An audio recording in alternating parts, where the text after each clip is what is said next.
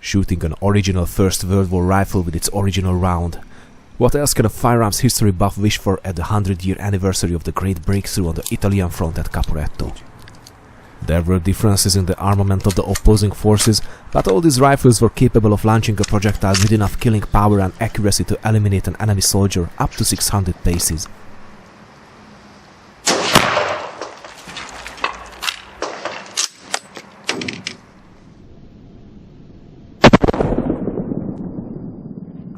Ladies and gentlemen, today it is time to learn a bit about the terminal ballistics of these rounds.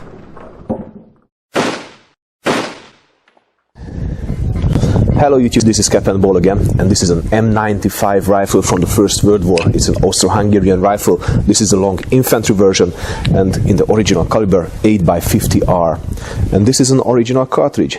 This is an M93 cartridge loaded with smokeless powder, 43 grains of smokeless powder, and a 16-gram bullet, full metal jacket bullet. Full metal jacket bullets were the only bullets that international laws allowed to be used in military cartridges. In 1899, the Hague Convention banned all the easily fragmenting and easily expanding bullets for military use. But unfortunately, soldiers were always creative, and the will to cause unnecessary suffer appeared on all fronts. Today, I will test the two most common ways to increase the damage caused by this bullet. But before we do so, let me remember all the casualties, all the soldiers of the First World War, regardless of which nation they were fighting for. So I'm going to sing for you. I'm going to sing for you a Hungarian soldier song from the First World War. It is about leaving home, it is about not returning to your mother, to your fiancé. So it's a sad song, as usual. As really all the Hungarian soldier songs are sad. So I'm not the best guitar player on earth, and I'm not the best singer, but I think that you are going to like what I will do.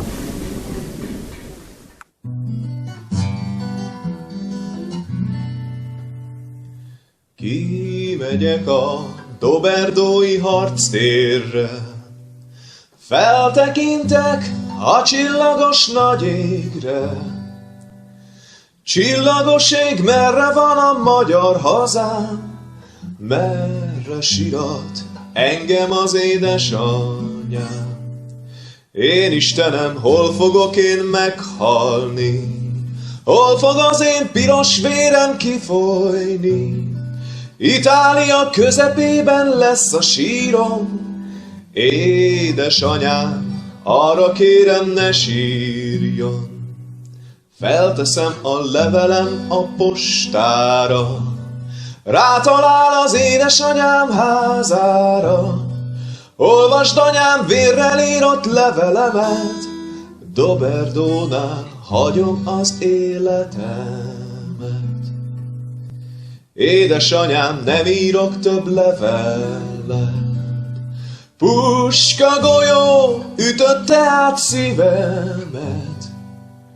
Eltemetnek hazardei gyöngyvirágok, megsiratnak a falon belé leányok.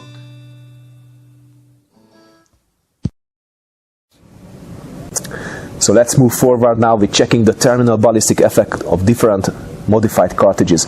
But before we do so, let's first try the original cartridge in the same kind of gelatin block that I usually use for my test. The M95 rifle designed by Ferdinand Mannlicher was produced by two firms, the Österreichische Waffenfabrikgesellschaft in Steyr and the Fegyver és Gépgyár in Budapest. The rifle is a straight pull action stripper clip fed repeating rifle nicknamed the Rückzuggewehr by the Austro-Hungarian soldiers. My rifle was produced in Steyr and survived the past century in its original caliber, but unfortunately the bore is rough, so today it is not accurate anymore. The leather sight can be set up to 2600 meters, showing the over-optimism of the rifle fire before the Great War. Straight pull means you don't have to turn the handle while opening the bolt. It was fast, but had a bit more tendency to jam compared to traditional bolt actions. But on the other hand, you had the chance to manually cock and release the firing pin.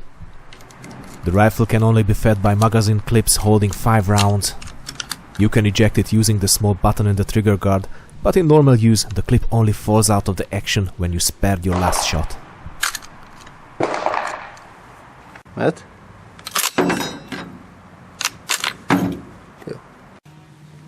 The left of the receiver is equipped with a manual safety that fully locks the bolt.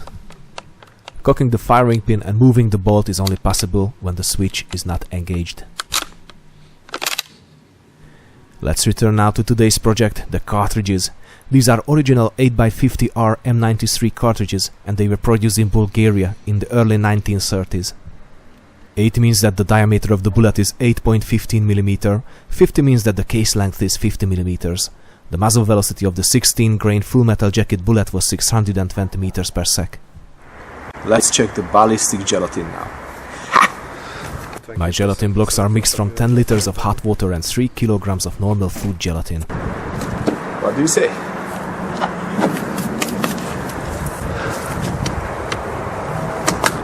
So, let's get the normal round first. No modifications at all.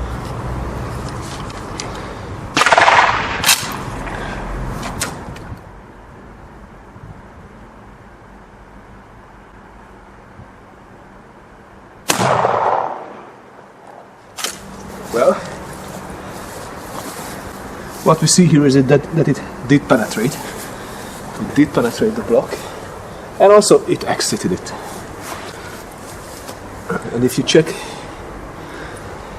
yeah. This is the bullet impact. So it turned, it lost stability, and this is the point where it exited the gelatin block. You can check it here. What we can see here is minimum energy transfer. So we have a small point, very small entrance wound. You can see that the energy transfer is quite little until this point. And later when we will cut the gelatin, we will see what exactly happened. But I am pretty sure that at this point the bullet started to turn. It lost stability, so it was enlarging the central wound, and it was progressing in the gelatin block with sideway. And this effect caused this huge damage to the gelatin block. Interesting, isn't it? So altogether this is 60 centimeters, and this is the exit wound. You can see these 3 large cracks here, which were caused by the bullet that was turning sideways. And if you remember the mark on the target, it was also showing that the bullet hit the target with the sides. So it was keyholing after it left the gelatin. Let's cut it through.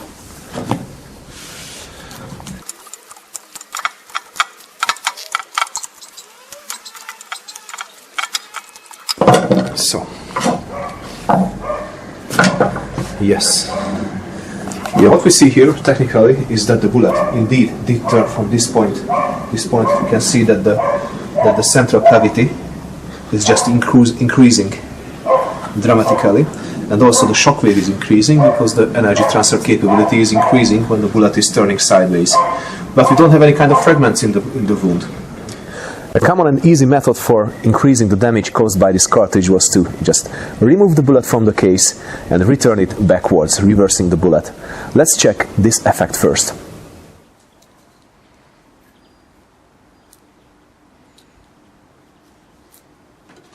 I used my impact bullet puller to remove the heavily crimped bullet from the case.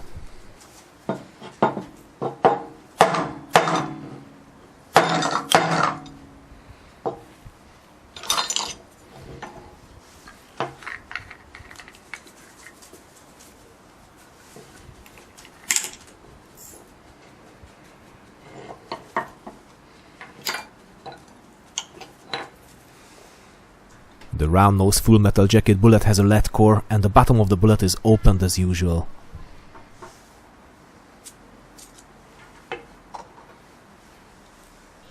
Before remounting the bullet, I manually crimp the mouths to have some tension later.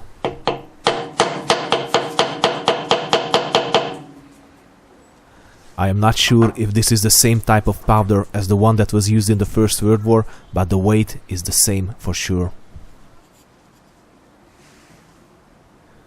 Turning the bullet in the case is not an easy question, as the pressure of the cartridge is highly dependent on the seating depth. Inserting the bullet backwards means that the overall length will surely be less, so please, never ever copy what I do here. It can be dangerous.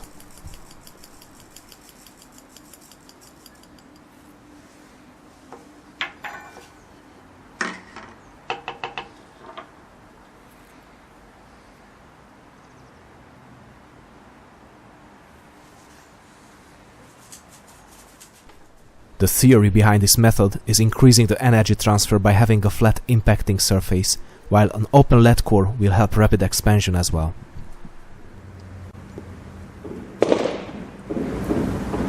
Reverse bullet. To keep the pressure as low as possible, I use the maximum possible overall length.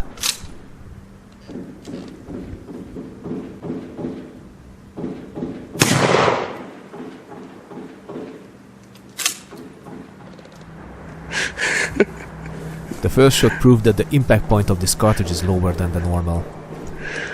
Okay. This is not a good shot. Let's repeat it.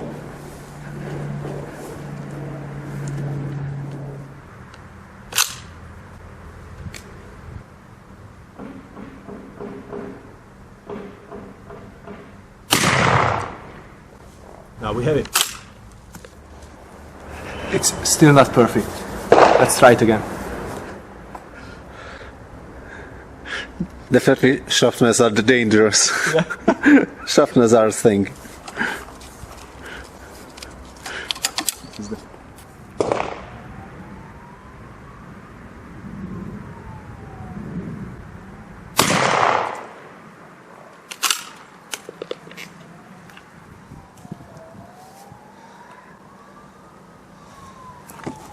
Check this. Check this. The jacket separated from the bullet.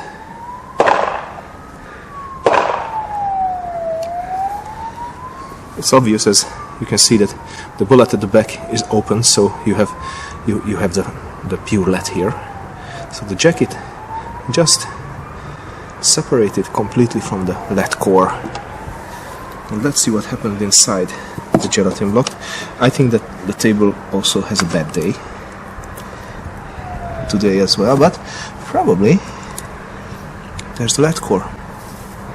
Look, just here is the entrance wound. One difference compared to the other ones is that it's already larger. It's already larger, clearly larger than with the pointed bullets. So we have a quite strong central cavity and quite a small shock wave that is following this central cavity. So I was really expecting much more damage from these bullets. The penetration was high because it did penetrate when it entered the table, the wood in the table. It also exited here. So it's the penetration is high, so the energy transfer is much less. But let's check if we have particles in the wound.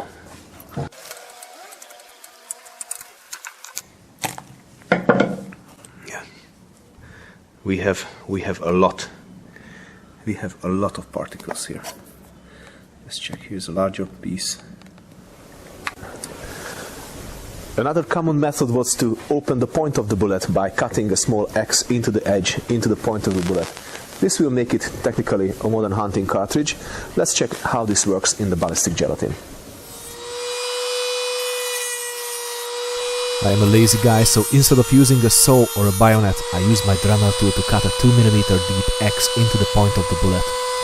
If you are opening the point of a full metal jacket bullet like this, never forget to check the bore after each shot, as it can happen that the lead core separates from the jacket in the barrel and the jacket jams in the bore, making a dangerous obstruction.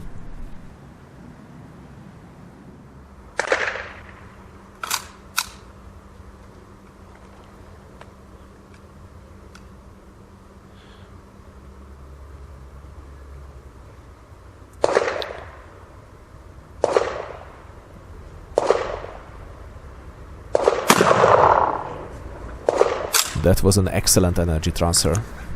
Ooh, check that out. Look at that energy transfer. We have the jacket there, we have the lead core there, fragments all over.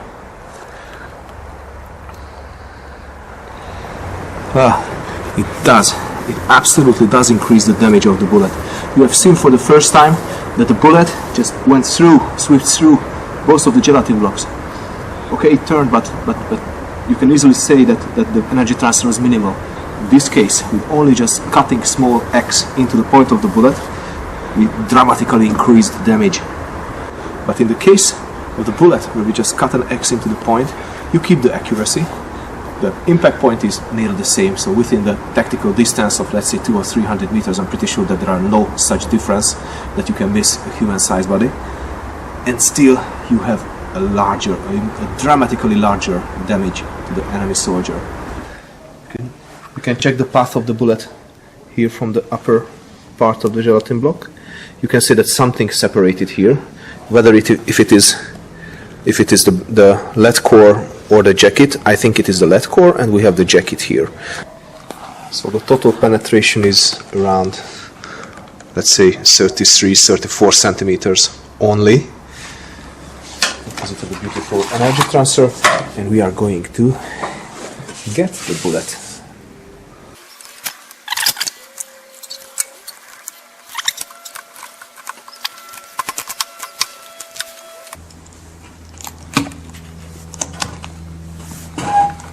Look at the fragments of the jacket here.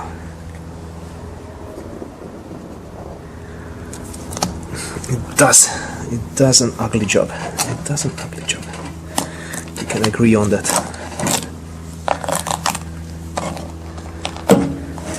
Okay. Look at that. Look at that. This is damage to the surrounding tissue. This is the central wound. This pretty much shows the shape of the temporary cavity. It's a bit small, of course, and we could use a high-speed camera instead. And that's what the doctor had to do, to clean all the small particles. Check. There's lead here. Jacket, pieces of jacket here.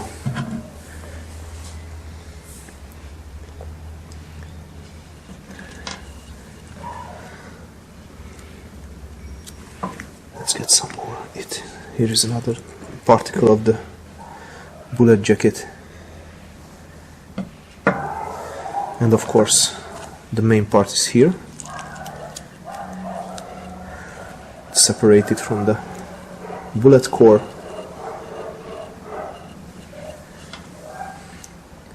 And we have the highly deformed bullet core here. This is the lead core. Ugly, isn't it? I would say that it pretty much acted just as a normal hunting bullet should, only with the exception that it separated into small fragments, what we don't like with a more normal hunting bullet. But it's an ugly job. It's a very, very ugly job. So look at these cracks in the gelatin. So when the bullet is impacting above the sound barrier into a tissue or a substance that is filled with fluids, the shock wave just cannot vanish. It's not like when the lung is hit. The shock wave cannot vanish, so it is damaging the surrounding tissue and cutting the small capillaries, small veins. And not only large particles, but very, very small pieces are scattered all around the wound. Check here also. Small 1 or 2 millimeter particles of the jacket or lead. Not healthy at all.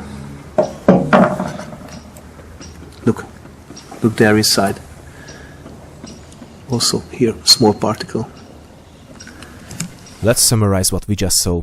The red shows the central cavity, the yellow shows the damage in the surrounding tissue caused by the shockwave. The original bullet left a clean path, and instead of mushrooming, it lost stability and started to turn in the wound after 30 centimeters. This means that if it does not hit a bone, it can enter and exit the body without causing heavy damage to the surrounding tissue. A minimal shockwave, a minimal energy transfer, but high penetration. Seeing this trajectory, we can also say that the first soldier to hit was more lucky than his body standing behind him. The reverse bullet cartridge was the most surprising for me of all. I was expecting a larger shockwave, but anyway it surely caused much more damage because of the intense fragmenting of the jacket and the lead core. The penetration was still high, but the medics surely had less chance to save the wounded soldier. The bullet with the modified point caused the most severe wound. Excellent energy transfer, intense damage to the surrounding tissue, heavy temporary cavity, fragments all over the wound. It is absolutely clear why the Hague Convention banned these bullets. Dear all, I really hope you enjoyed this little time travel. You've been watching the capandball YouTube channel, and if you like what I do, then please do not forget to hit the subscribe button. If you wish, and if you can also support me on Patreon. So until next time, stay cool and keep your powder dry.